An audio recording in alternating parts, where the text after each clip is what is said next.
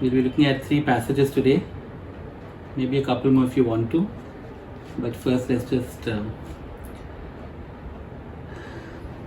Holy Spirit, we thank you for your presence. Because every time, Lord, we prove the truth of what Jesus said, will not the Father give the Holy Spirit to those who ask Him? When 2 or 3 are gathered in my name, there I am in their midst. And unworthy and inadequate as we are, Lord, you come, you enthrone yourself in our midst, you dwell in among us, you draw us closer into your presence. So come, Holy Spirit, this morning be our teacher.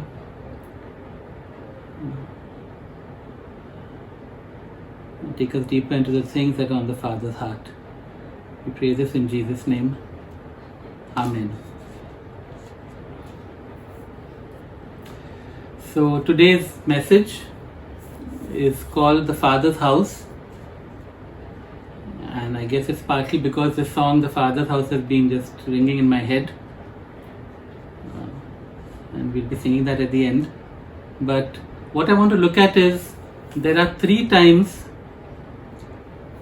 that Jesus calls the temple, or it's more than just a temple, but 3 times Jesus uses this phrase, my Father's house.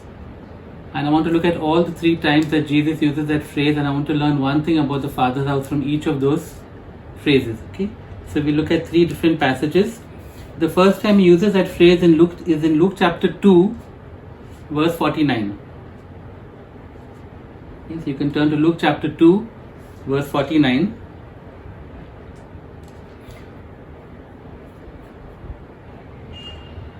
And the context of this passage is that Jesus is 12 years old and they've gone to the temple, they've gone to Jerusalem for the feast of the Passover, and after the feast was over, the parents are returning home and they realize that Jesus is not there with them, and they actually travel on for a day before they figure it out, and then they go back to Jerusalem and they look for him, and after 3 days they find him. If you look at verse 46, it says, after 3 days they found him in the temple court, sitting among the teachers, listening to them and asking them questions. Everyone who heard him was amazed at his understanding and his answers. When his parents saw him, they were astonished. His mother said to him, Son, why have you treated us like this? Your father and I have been anxiously searching for you. Why were you searching for me? He asked. Didn't you know I had to be in my father's house? But they did not understand what he was saying to them.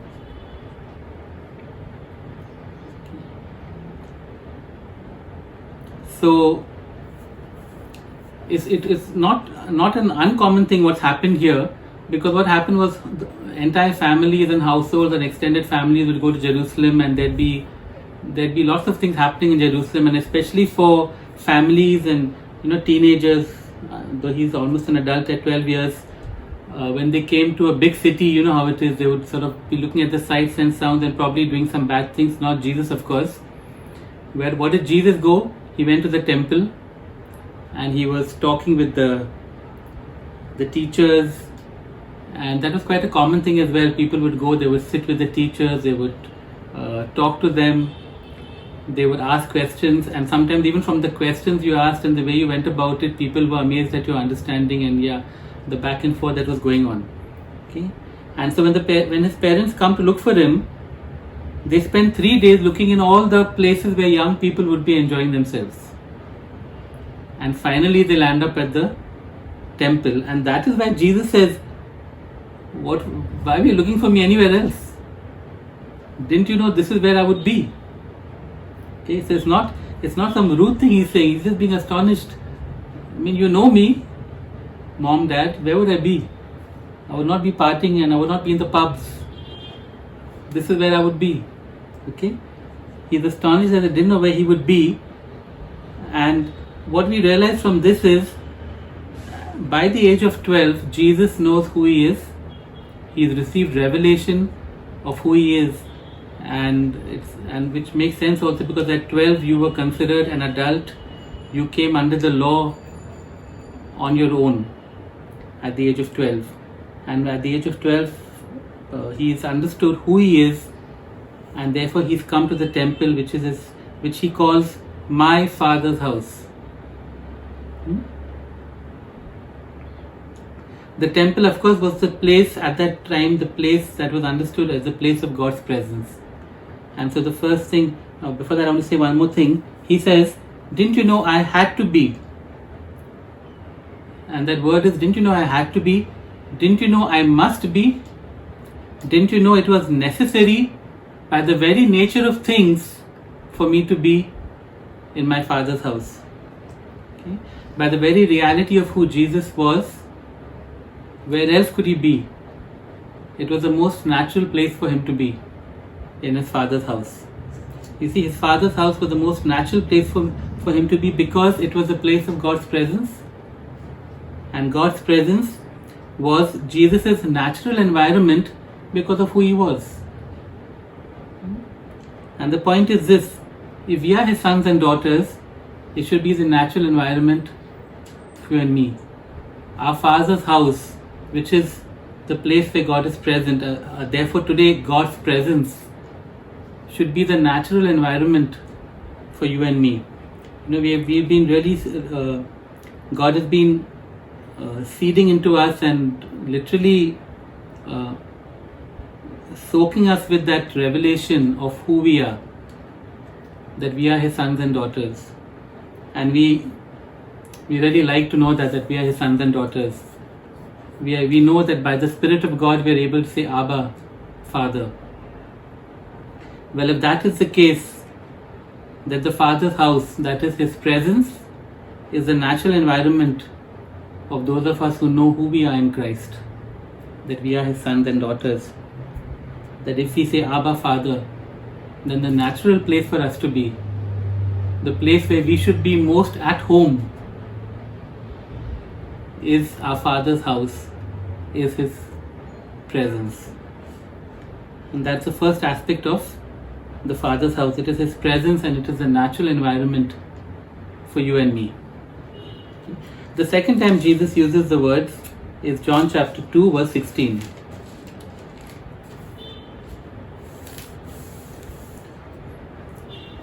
This is when he is cleansing the temple. Now there are various theories on this, because there are two places where he is said to clean the temple. One is in John chapter 2, which is at the beginning of his ministry, and the other in Matthew, Mark and Luke. He does it on Palm Sunday, or the Monday after Palm Sunday, which is the end of his ministry. I'm just going to take them both together. Some people think they're both the same incident, but John mentions it at the beginning because he wants to make another point. Other people say no, they look like two different incidents. It doesn't matter to me. I'm taking it both together because they're telling us the same thing. What did Jesus do when he cleansed the temple? In John chapter 2 verse 16, he says, before that, if you look at 14, and the same thing happens in both incidents, in Matthew, Mark, Luke, as well as in John. In the temple courts, he found men selling cattle, sheep and doves, and others sitting at tables exchanging money. So he made a whip out of cords and drove all from the temple area, both sheep and cattle. He scattered the coins of the money changers and overturned their tables. To those who sold doves, he said, "Get these out of here. How dare you turn my Father's house into a market?" How dare you turn my Father's house into a market? Now in Matthew, Mark and Luke, he does the same thing, and the words he uses there are, "My house will be called a house of prayer for all nations, but you have turned it into a den of robbers." That is what he says. Then I want to take both together and say what they mean. Okay. Firstly, Jesus tells us what his Father's house is not. It is not a market. What did he mean by this? The market, of course, was a place of profit, and so people were profiting from religion. But the market was also a place of burden. You see, people came there with the burden of their sin or whatever, and then what happened in that market, the temple courts, was that they were burdened even more. They were burdened with more expenses. They were burdened with more feelings of unrighteousness. Okay, so you wanted to offer a thanksgiving offering or a sin offering, and the law said you have to get the best sheep that you had, for example. So you looked at all your sheep and you took the best one and you brought that sheep to the temple. But before you could offer it to the priest to sacrifice it, you had to go past all these. You had to go past the market, which was set up in the temple courts. And the person there said, the corrupt priest there said, oh, this sheep is not good enough. So you've got to sell it and buy from that chap over there. He'll give you a sheep that is proper. So you had to sell off your sheep for a small price. Then you had to buy that other sheep for an exorbitant price. And then you got to sacrifice it. Okay? So that is what was happening over here. You were being told what you offered was not good enough. We've got the right thing for you to offer, only it's going to cost you a lot more. Or if you pay the temple tax, it was a currency conversion which was exorbitant.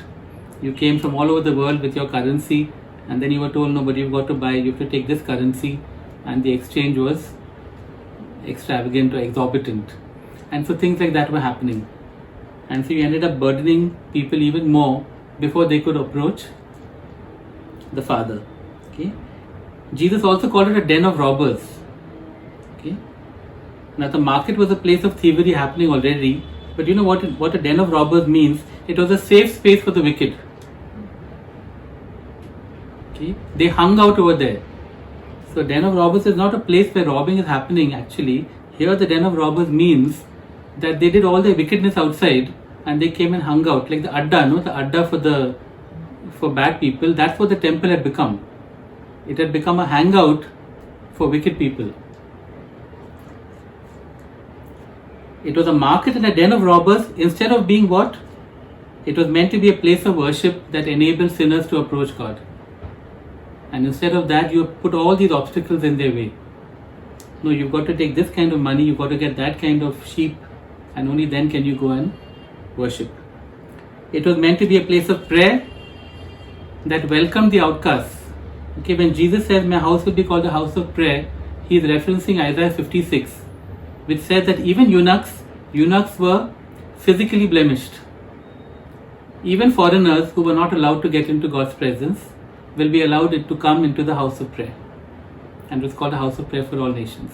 So those who would be considered outcasts were not excluded and they could come into God's presence.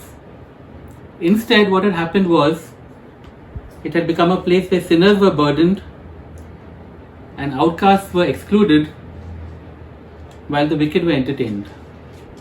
That is what the Father's house had become. And it says in John chapter 2 verse 17, his disciples, remember that it is written, zeal for your house will consume me. And Jesus, looking at what they had done to this building, this place, which was supposed to be his Father's house, he was zealous, which is hot, fervent, burning emotion, boiling emotion. He was so angry.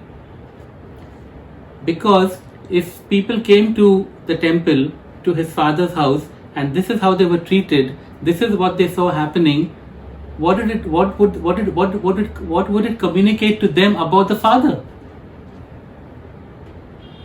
And that is, I think, that's the thing that's really got to Jesus. What are you communicating to people about my Father when this is what you made his house into? What are you communicating of the Father's heart, which was for sinners to come and be unburdened, which was for everyone to come into his house and be welcomed? And so the second thing that Jesus is saying is that this very building should communicate what is on my Father's heart. And it was not. What is the building today? It's you and me.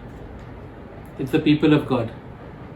In fact, when Jesus said, my house will be a house of prayer, but you've made it into a den of robbers, just a few short weeks after that, Pentecost would come. The Spirit would be poured out. The church would be established. And the church would be the place of God's presence. not the building. God's temple would be His people. And so the Father's house is the place of God's presence. The Father's house also now is His church, His people, the community that He established. And therefore we are meant to be that place or that community of welcome and acceptance that enables all to approach the Father, that facilitates the burdening of the worshipper rather than the burdens and the exclusion of legalism. And when we think about it that way, look how much of what our churches have become. We become places where, do's and don'ts, this is the way you're supposed to be, dress, talk, behave. If you remember the early church we were earlier part of, this is where you stand, this is where you sit. One of these videos yesterday or day before on WhatsApp, on the Highway Church group, about that guy wanting to dance. Yeah. Worship is happening and the guy in the front row, he can't help dancing, and you have a woman behind him pulling his shirt, getting him to stop. Church is not the place for you to do all that. Thank you.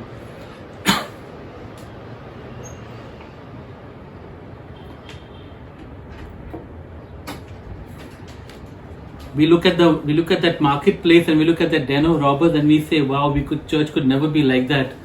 And so often we make our churches that way. There's certain ways that you have to look and behave and act in order to feel welcome, in order to feel accepted. Now it's possible to make everyone welcome and accepted without ever compromising the truth of who Jesus is and what is on His heart. And therefore the Father's house is the church.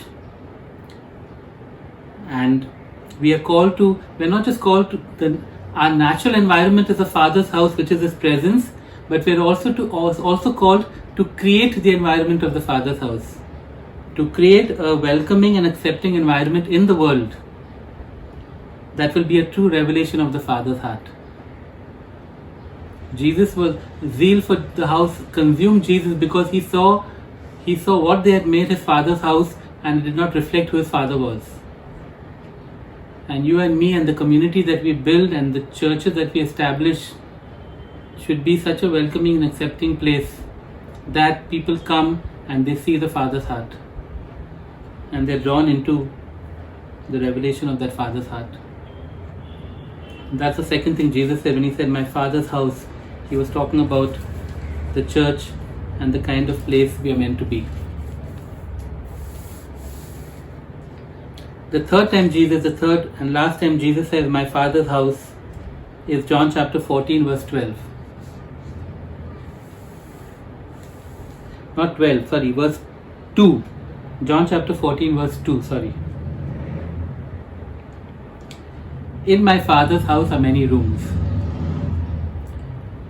If it were not so, I would have told you, I am going there to prepare a place for you. And if I go and prepare a place for you, I will come back and take you to be with me, that you also may be where I am. In my Father's house, there are many rooms. Finally, the Father's house, or Jesus' Father's house, is heaven itself. And what is heaven? Above all else, heaven is that place which is defined by God's presence. Heaven is where God is. Okay? Just as the best definition of hell is where God is not. And so when you talk about eternal hell, eternal damnation, it is an eternity without the presence of God. And heaven is eternity in the presence of God.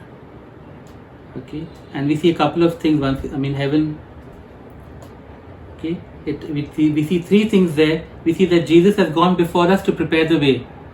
And it was interesting that when I chose the song Prepare the Way,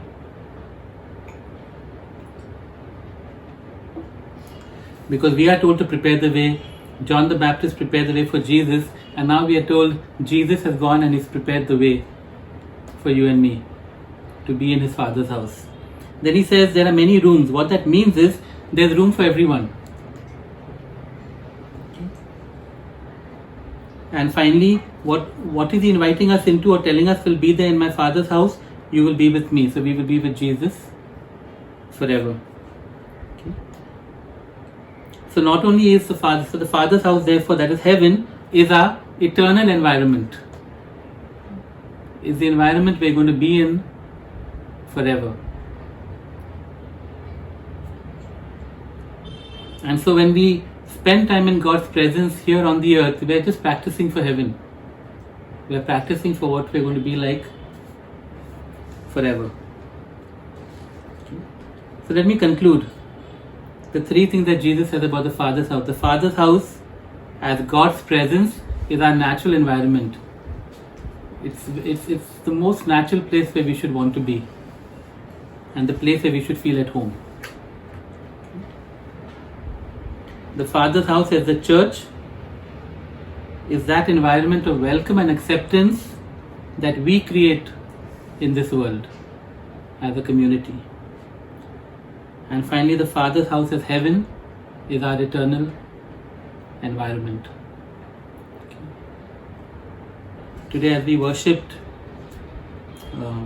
it seemed as if God was just speaking to us about freedom, about letting things go, about things being removed that are keeping us from the Father.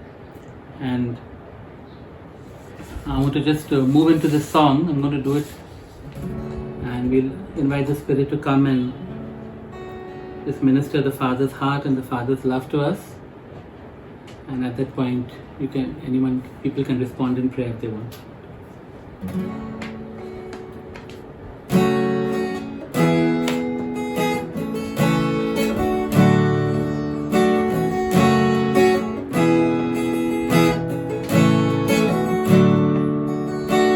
Sometimes on this journey, get lost in my mistakes. What looks to me like weakness is a canvas for your strength. My story isn't over, my story's just begun. Failure won't define me, 'cause that's what my Father does. Your failure won't define me, 'cause that's what my Father does. Ooh, lay your burdens down. Here in the Father's house, check your shame at the door. It ain't welcome anymore. Ooh,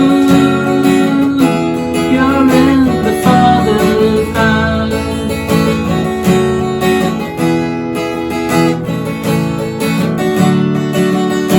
Arrival's not the end game, the gem where you are.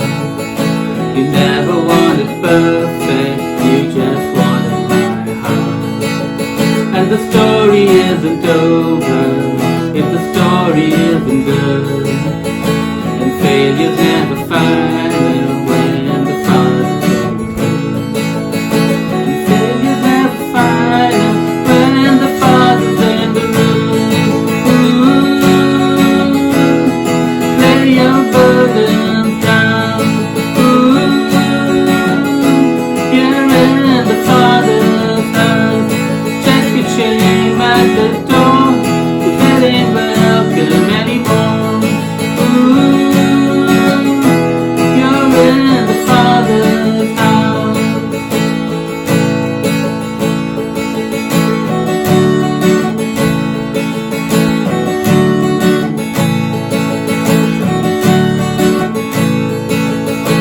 Body to come home. Helpless find hope. Love is on the move when the Father's in the room. Prison doors swing wide, the dead come to life. Love is on the move when the Father's in the room. Miracles take place, the cynical find faith, and love is breaking through when the Father's in the room. Jericho walls are breaking, and strongholds now are shaking. Love is breaking through when the Father's in the room. Let the prodigals come home.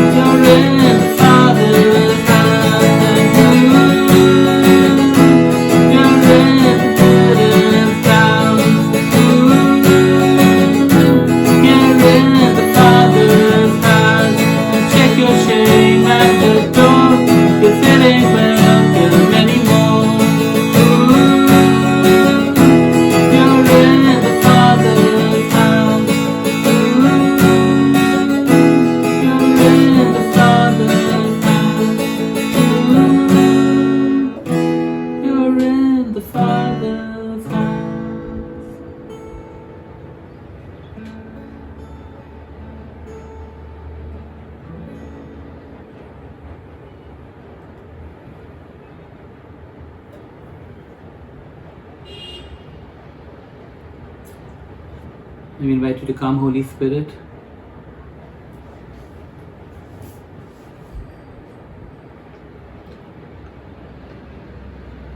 It is only by you that we can say Abba, Father.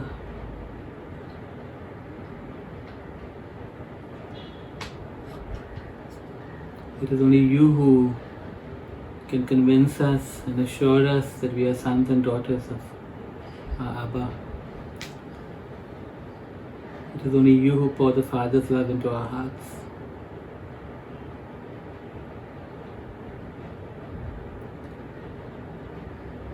And so we pray this morning, Holy Spirit, do all of that and so much more. Lead us into the Father's house.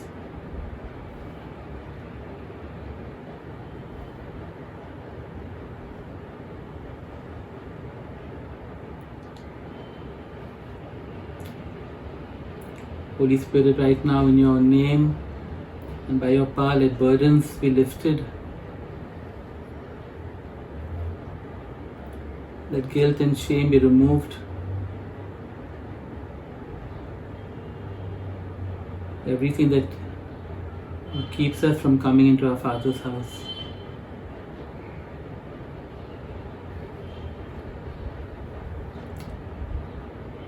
Holy Spirit, by your power, let words that have been spoken fall to the ground.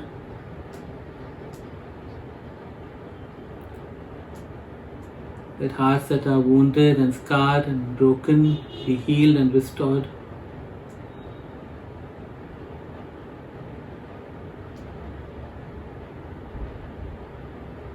That all may come into the Father's house.